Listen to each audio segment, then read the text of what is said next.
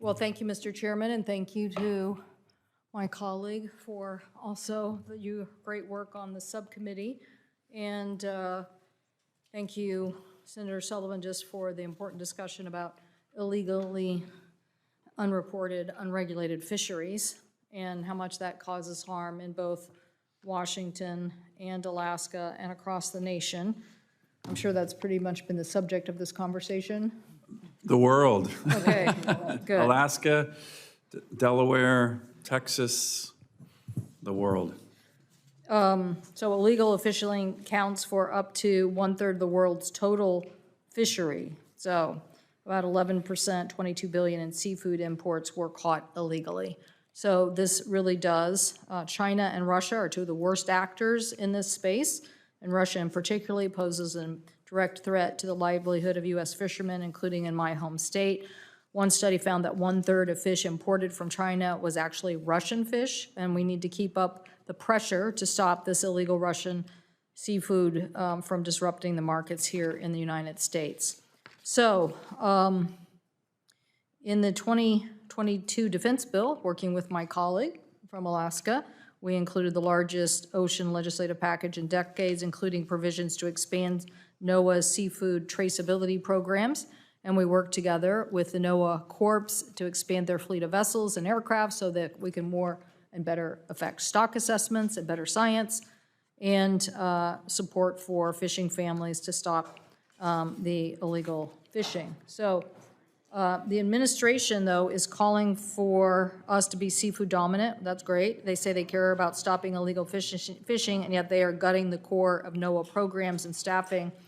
And that could have disastrous effects to our fisheries management, science, and enforcement. So far, the administration's action have led to 576 employees at the National Marine Fisheries Service being lost. That's an 18% reduction in staff from January and a 36% vacancy rate of normal staffing levels. NOAA told fishery managers not to expect basic survey data that they need to manage fisheries. This is unacceptable. To make it worse, 30% of NOAA's research ships will be tied up at the docks this summer because the administration refusing.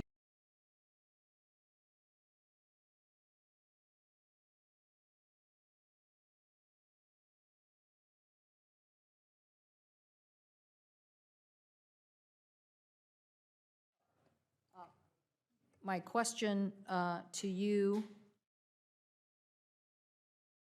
Mr. Sumweber, is science is the foundation. How are these current NOAA budget cuts and impacting on not being able to do stock assessments, hurting us in our ability to combat illegal fishing? Thank you, Senator. So budget cuts to NOAA are devastating to our ability to combat IE fishing. You can't really combat the problem without understanding what's there. The challenge, as you noted, is to have a strong foundation, a strong understanding of what is sustainable, of what is possible to catch. And without that understanding, we have a very limited ability to work to set appropriate boundaries, to work with our partners to combat IE fishing. NOAA science is the foundation for all of these negotiations that we're doing in the international space with our partners, and it is the foundation for the work that we do here at home to prevent illegal products from coming into the nation. Thank you for that. Mr. Prout, as a crabber, are you concerned about the NOAA fisheries workforce programs and the cuts and impacts? Yes, thank you, Ranking Member Senator Cantwell. Yeah, absolutely. The NOAA surveys are an essential part of how we run our fisheries. They're essentially the backbone of our fisheries across the U.S. Without them, we don't have the data set for safe and sustainable harvest levels to be set. These surveys guide our quotas, protect the resource, and they give regulators the essential data and confidence to know whether or not they should open or in some cases close a fishery. So if those surveys are underfunded or not funded at all or delayed and they're operating, it causes a tremendous amount of uncertainty for the processors involved, for the fishermen involved, for the communities that rely on those species. continued investments and funding of those surveys is not just good science, in my opinion. It's also required for economic stability, so you still have these fisheries in a sustainable manner for the future.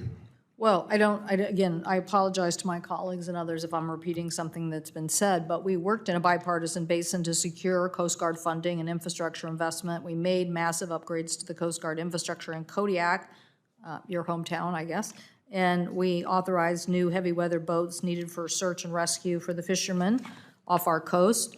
And I'm concerned that the Coast Guard has temporarily reassigned ships and aircraft away from those core missions without a concrete plan. So, for example, a C-130 based in Kodiak is now being used to fly, quote, alien expulsion missions, end quote, on behalf of ICE.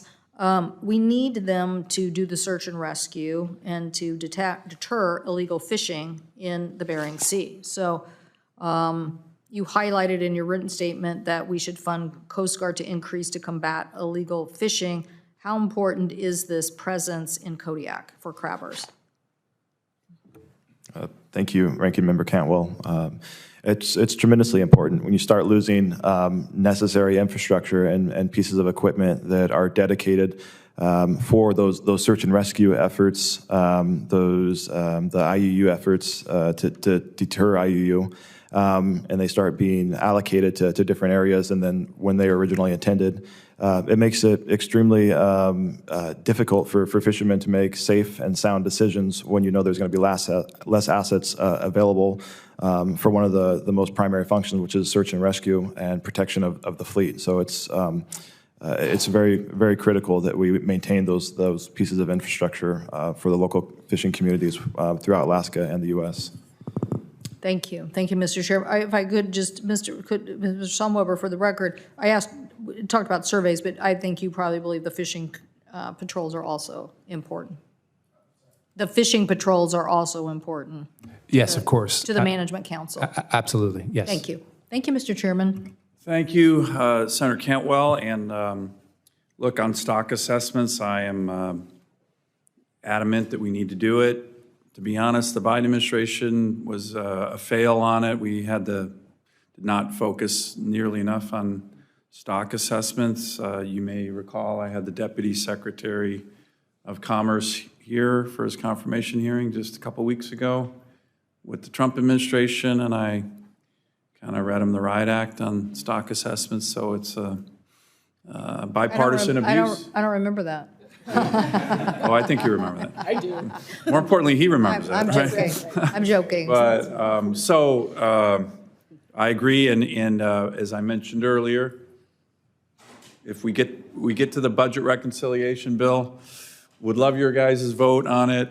Maybe that's not going to happen, but one thing that will happen is a massive, historic investment in the Coast Guard, which is going to be probably, as I mentioned in my opening statement, but the biggest investment in the Coast Guard in U.S. history. $22 billion has never been seen, anything like that. And it's all going to go into cutters and icebreakers and helicopters and fixed-wing aircraft and shoreside infrastructure in Kodiak and Juneau and Seattle. So there's going to be a lot. I so appreciate your leadership on this issue and your forthright